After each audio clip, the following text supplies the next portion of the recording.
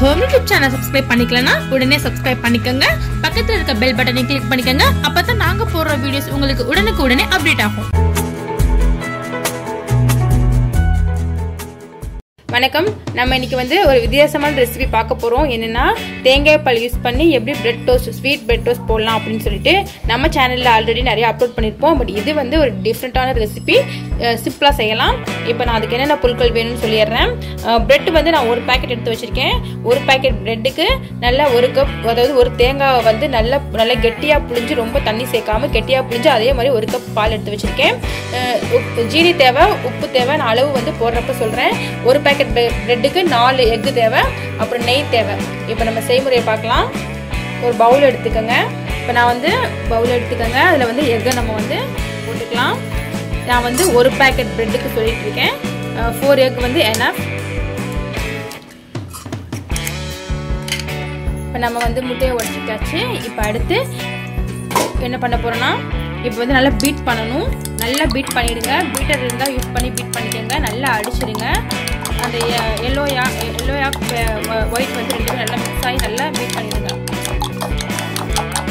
நம்ம வந்து இந்த பக்குவத்தில் வந்து நான் அடிச்சுட்டேன். இப்போ வந்து சுகர் சேர்த்துடலாம்.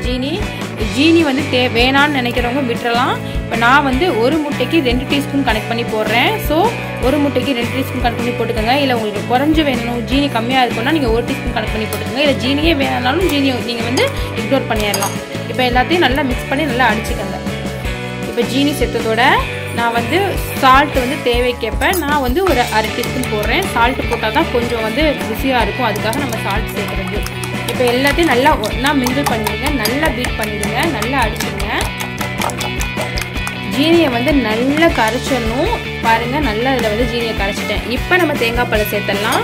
நான் சொன்ன மாதிரி நல்லா 1 கப் கெட்டியான தேங்காய் பால் எடுத்து வச்சுருக்கேன். ரெண்டையும் மிக்ஸ் பண்ணிவிடுங்க. அதாவது நீங்கள் அடித்து வச்சுருக்க முட்டையோட நீங்கள் புளிஞ்சு வச்சுருக்க தேங்காய் பாலை மிக்ஸ் பண்ணி திரும்ப கொஞ்சம் பீட் பண்ணிக்கோங்க. கலந்து விட்டுருங்க நல்லா. இப்போ நமக்கு வந்துட்டு அந்த இது ரெடி ஆயிடுச்சு. இப்போ ப்ரெட்டை வந்து நினச்சி நம்ம டோஸ்ட் போட வேண்டியதான். அடுப்பில் பேன் வச்சு அடுப்பை ஆன் பண்ணிக்கோங்க. இப்போ பேன் ஹீட் ஆகிடுச்சு. இப்போ வந்து நம்ம கீ, அதாவது நெய் வந்து சேர்த்துடலாம். நான் வந்து 1 டீஸ்பூன் நெய் சேர்த்துக்கிறேன். நீங்கள் நெய் வந்து இல்லாதவங்க ஆயில் கூட யூஸ் பண்ணிக்கலாம். நெய் வந்து ரொம்ப சுவையாக இருக்கும். அதுக்காக தான் நம்ம நெய் சேர்க்குறது. ரொம்ப சுவை வேணும்னா நீங்கள் நெய் சேர்த்துக்கோங்க. இப்போ நம்ம வந்து ப்ரெட்டை டிப் பண்ணி போட்டுற வேண்டியதான். இப்போ வந்து ப்ரெட்டை 2 பக்கமும் நல்லா ஃபுல்லாக டிப் பண்ணிவிடுங்க, அதாவது நினச்சிடுங்க. இப்போ நினச்சாச்சு. இப்போ நம்ம அதை வந்து டோஸ்ட் அடுப்பில் வந்து பேனில் போட்டுற வேண்டியது தான். அவ்வளோதான். இப்போ வந்து 2 பக்கமும் ஃப்ரை ஆகணும், அதாவது 2 பக்கமும் வேகணும்.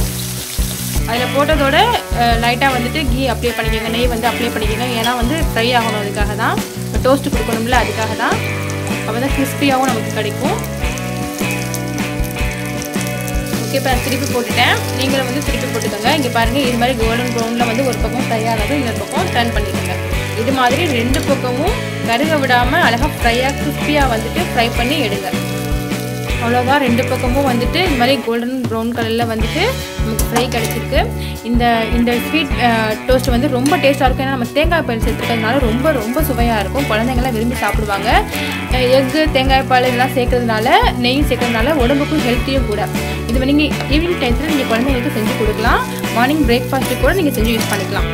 அவ்வளோதான், நம்ம எடுத்தாச்சு. இது மாதிரி நீங்கள் வச்சுருக்க எல்லா பீசஸ்க்கும் நீங்கள் வந்து ரெடி பண்ணிக்கோங்க. இப்போ நான் வந்து எல்லாத்துக்கும் செஞ்சு எடுத்துட்டேன்.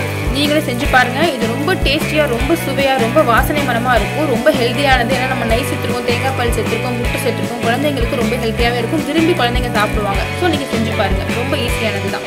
இந்த வீடியோ பிடிச்சிருச்சுன்னா எங்கள் ஹோம் சப்ஸ்கிரைப் பண்ணுங்கள்.